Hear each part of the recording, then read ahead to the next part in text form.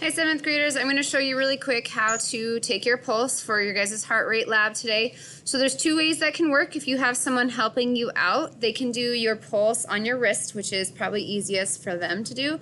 But if you're working by yourself, you can do your pulse on your neck. So I'm just going to show you guys really quick those two spots. So in the middle of your wrist, if you guys have someone helping you, you guys have this set of tendons. And then you have your bone that runs right here. If you guys put your finger in between those two, the tendons and the bone, you guys should be able to feel a pulse. Sometimes it helps for you to use a couple fingers and just wrap them around and put them in that little gap.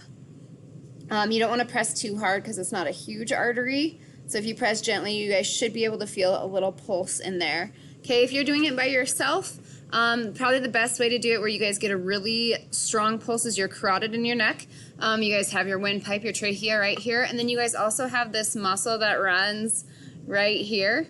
If you guys find that spot in between, kind of under your jaw, in between your trachea in that muscle, you guys should find a pretty good pulse in there. It's easy to find, just kind of poke around, flex your neck muscle if you need to. You should get a pretty strong one in there.